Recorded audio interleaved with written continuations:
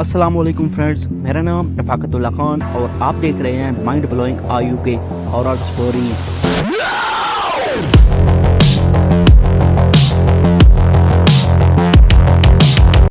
इस खौफनाक स्टोरी का नाम है नौकरानी की वारदात। मैं अकेली औरत अपने 2 बच्चों को भी संभालती थी और घर के सारे कामकाज भी करती थी। शाम तक काम करते करते मैं बहुत ज़्यादा थक जाती थी, तो मैंने सोचा अपने शोहर से बात करके एक काम वाली मासी रख लेते हैं।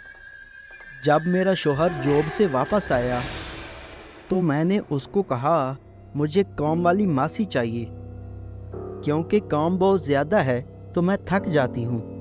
तो मुझे शोहर ने इजाज़त दे दी। तो मैंने अपने इधर उधर के रिश्तेदारों को कॉल किया कि अगर आपके पास कोई काम वाली मासी हो तो मेरे एड्रेस पर भेज देना। अब 2-3 दिन गुजर चुके थे कि मुझे एक रिश्तेदार की कॉल आई और उसने कहा मेरे पास एक काम वाली है पर वो नॉन मुस्लिम है। मुझे थोड़ा सा अजीब लगा क्योंकि मैं हाफिज़ कुरान थी। अभी मैं सोच ही रही थी कि एक नॉन मुस्लिम औरत के साथ कैसे रहूँगी। इतने में मेरी रिश्तेदार ने कहा वो एक बहुत अच्छी काम वाली मासी है, हर काम को दिल लगा के करती है, आपको ज़रूर पसंद आएगी। तो मैंने भी अपने रिश्तेदार पर एतबार करते हुए कह दिया कि मेरे घर का एड्रेस उसे दे दो और कह दो कि कल से काम पर आ जाना।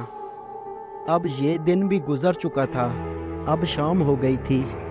मेरा शोहर जॉब से वापस आया, हमने मिलकर शाम का खाना खाया और रात को सोते वक़्त अपने शोहर को बता दिया कि कल सुबह काम वाली मासी आएगी। अब सुबह हो चुकी थी, हम सब उठ ही रहे थे कि इतने में बाहर वाले दरवाजे की बेल बजी। तो मेरे शोहर ने जाके दरवाज़ा खोला तो वो काम वाली मासी आई हुई थी। तो मेरे शोहर ने उसे अंदर आने को कहा।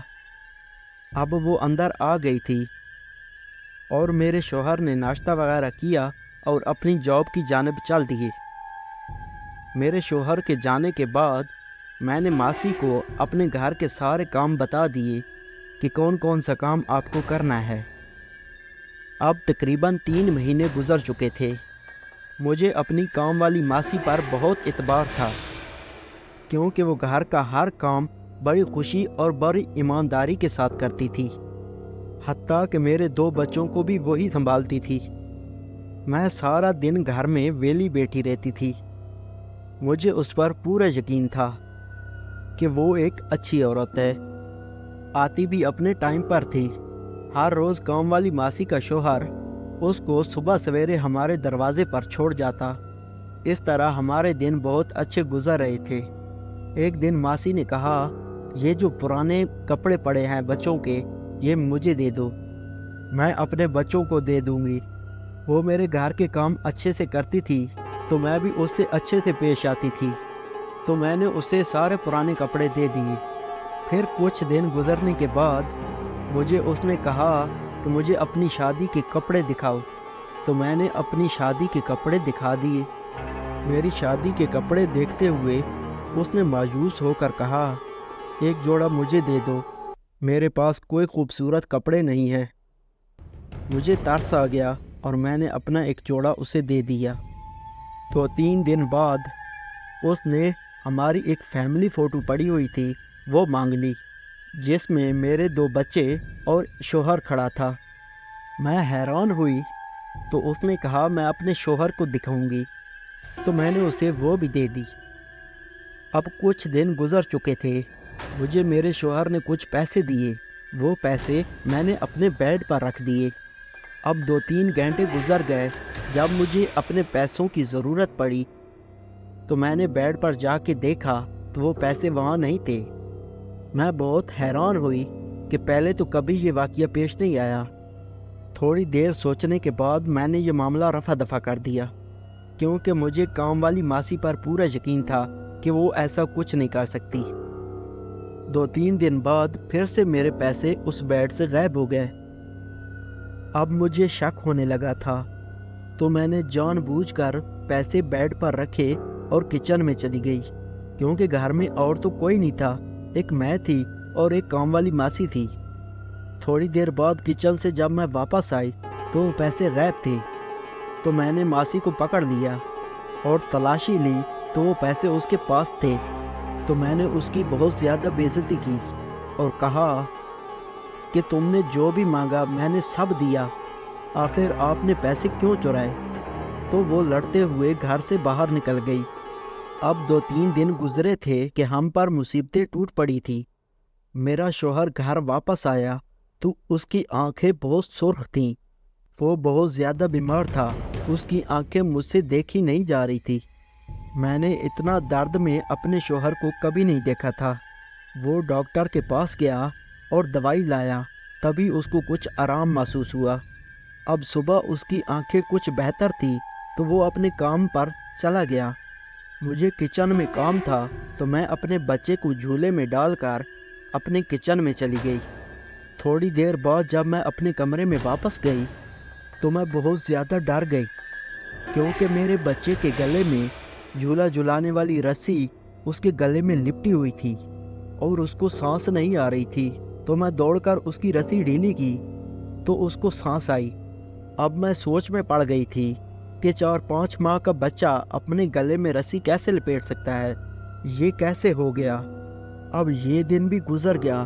جو اگلا دن تھا وہ بہت مشکل تھا میرے لیے، کیونکہ اگلے دن میرے شوہر کے جاب پر جانے کے بعد میرے 5 ماہ کے بچے کو بخار ہو گیا۔ اس کا بخار تیز تھا تو میں اس کی دیکھ بھال میں لگی رہی۔ تھوڑی دیر بعد میں نے اپنے بڑے بیٹے کی جانب دیکھا تو وہ مجھے کمزور لگا۔ جب میں نے اسے ہاتھ لگایا تو اس کو بھی بخار تھا۔ اب میں دونوں بیٹوں کے ماتھوں پر گیلی پٹی لگا رہی تھی کہ اتنے میں میرے بڑے بچے کی منہ سے جھاگ آنا شروع ہو گئی۔ میں بہت زیادہ ڈر گئی اور میں نے اپنے بڑے بیٹوں کو گود میں اٹھایا اور گلی پر آ گئی اور شور مچانا شروع کر دیا کہ میرے بیٹے کو کوئی بچا لو، یہ بہت بیمار ہے۔